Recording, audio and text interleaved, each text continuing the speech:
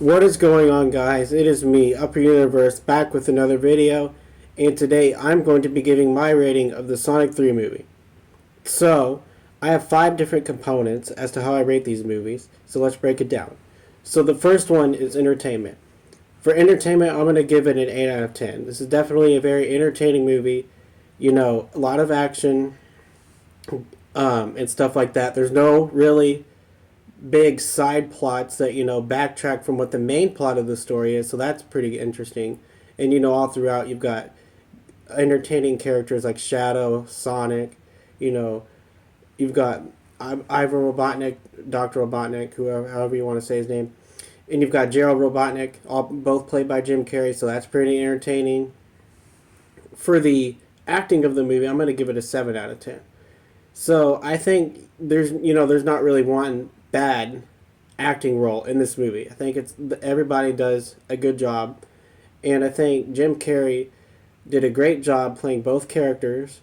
I think Shadow is interesting, and I think Sonic and all the others, Tails and Knuckles, all have their moments too in this movie. So I like the acting. As for the plot of the movie, I'm going to give it a 5 out of 10. The movie has an average plot, but it's definitely made up for the fact that this movie is so entertaining. And I do like the message as to what this plot is trying to tell you. And the message of that is to learn that if you are ever angry based upon a tragedy that goes on, don't let the anger get the best of you and learn to control your emotions. That's what the message of this movie is. So for the visuals, I'm going to give it a 10 out of 10. I think the visuals for this movie are really good. When I was in theaters, pretty much all throughout, I was like, these visuals are really good. So today, I looked up the budget for the movie. I think it's roughly $120–130 million budget, so that's a pretty big budget. And I think it paid off. I don't know how much return the movie got at the box office. Globally, I think it's like 300 million or something. So it definitely is making quite a bit of money. And as for the suspense, I'm going to give that a 6 out of 10. So throughout the movie, a lot of stuff just happens. So there's not really a whole lot of suspense until when suspense kicks up heavily and you get to the third act where a bunch of stuff happens. So that's where you get the 6 out of 10 suspense.